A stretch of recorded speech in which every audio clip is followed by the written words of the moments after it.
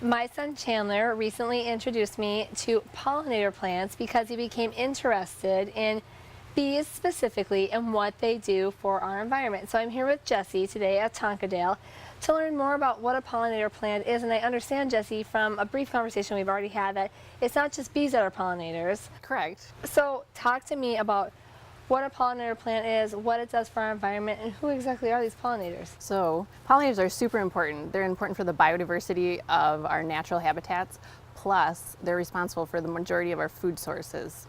So, you've seen those diagrams on the internet where if pollinators and bees were eliminated, you'd be left with some lettuce and some kale or something, and there'd be nothing left for us to eat. Like fruits and all of those kinds of things? Pollinators are responsible for all of that. So we're not just concerned about bees, we're concerned about butterflies, hummingbirds, even bats, beetles, flies, birds, things that help move the pollen around and mix up the genetic diversity. So that's interesting. They are basically a transport system for our pollen. You got it. And so a lot of times we focus on kind of these key species like honeybees and monarch butterflies, which is great because paying attention to those two guys helps us to pay attention to everybody. I read a really interesting article about a year or so ago, and the author was challenging everybody to plant 25% of their own yard in garden or plants for pollinators or just something other than grass. Any kind of garden, can it be like vegetables or anything like that? So that's actually a pretty aggressive goal for me. I am not a great gardener. So how would I get started then if I wanted to plant 25% of my yard? Could I do some containers? What would I do? I'll let you start with 10%. Okay, that's a good goal. Think about when you're driving around, what you see out your window. You see roadways, you see ditches, you see boulevards, you see huge expanses of golf course, parks, etc., all planted to grass. And there's a lot of these areas that could really be, pollinator sanctuaries to help create more food and refuge for these special insects. To start small, if you're going to start small at home, the main idea is to plant clean plants. So you want to plant plants that are free of chemical residues and chemicals that are dangerous to bees and other pollinators. So you want to check with your garden center and see what kinds of things they're using, what's the efficacy of some of the chemicals they're using. Everybody's talking about neonicotinoids right now, so you want to choose your plants from a grower who's neonicotinoid free, etc. So finding a clean plant first, inquiring if they are friendly towards pollinators. Correct. And so what we want to do is we want to provide food sources from when winter's over, so when the pollinators, bees, and things start coming out through the end of the season. So actually one of the first food sources for bees is actually dandelions. So letting those go in some areas is a good thing. Letting your grass grow long. That actually happens at my house. Then you're on your way. 25%. I'm on the pollinator mission. Yes, 25%.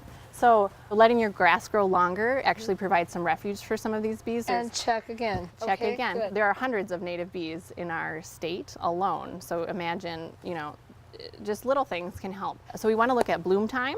So when are things that are blooming early in the season, middle of the season, late, and even into the fall. And so I've kind of chosen a wide variety of plants based on flower shape, flower color, and time of bloom.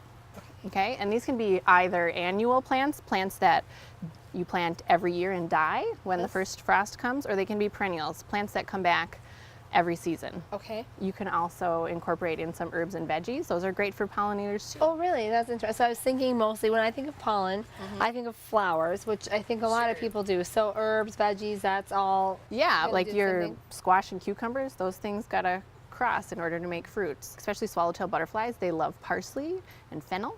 So letting those things go to flower is really awesome. This here is a container of all annuals, so things that you would plant every year. And I just put them in this galvanized bucket because I thought you could, plop that on your front step and enjoy those blooms all summer long. This would be easy for someone like me. Someone who's just starting, or that'd be like a really great gift to someone, and then they could take it apart and plant those things in the yard. You could bundle up some perennials in it. I was going to say you could put perennials in here too. Yeah, like a great gift or a memorial or something. So let's talk about a little bit of flower shape and who's attracted to what. Okay. So butterflies love flowers shaped like this. So it's a cluster of flowers kind of in a flat head. What we talk about a lot is milkweed and swamp milkweed. So these are the native nesting plants for monarchs. Yes. You know, the monarchs, they come up from Mexico, they live in Yes. Minnesota, reproduce, all that life cycle stuff. So we have swamp milkweed and butterfly weed. So these Okay. are great for the monarch butterflies. These are pentas. They have that same shaped flower head. This is honeysuckle, and these long tubular flowers are great for hummingbirds. Hummingbirds, Think yes. about that, the way that they feed. They love catmint, and this would be for smaller bees because these flowers are smaller. So they need somewhere where they can land, open up the flower, and kind of go in. So that'd be something also like this is Angelonia, which is Okay. an annual, or like snapdragons. What is the easiest way to get started? If I were just wanting to say, again, you've given me the allowance of 10%. Yes. Like if I was going to say, hey, I'm going to dedicate 4 containers, what would I plant? In containers, I would most recommend either doing herbs or annuals. So here with annuals, this is so easy. We have pentas, zinnias. Everybody knows what zinnias are. Yes. Salvia up top. I would say those would be kind of the top The 3. easiest way to get started. Yeah, easiest way to get started in containers. If you're doing something in the ground, I mean, there's just kind of these quintessential native plants that you think of, especially in the Midwest, you know, echinacea or coneflower. That's kind of for a mid-season. Jessie, you've given me so much information today. I can't wait to go home and get started with Chandler. But I noticed you have this book here because I'm sure I'm going to forget over half of what you told me. So talk to me about this. Yeah, so this is Pollinators of Native Plants, and it's about all the pollinators we talked about and specific plants for those pollinators. So this is just a great, like, simple resource if you want to It dig deeper. It's really in depth, and you know what? Chandler is sort of a fact collector, so I think he will have a lot of fun reading this, and he will tell me what to do to get started. There you So go. this has been so helpful. You have so much information. I would love to learn so much more, but I feel like we've got enough to get started. Chandler and I are going to do some planting, and Yes. thank you so much for all your help. Sure, no problem.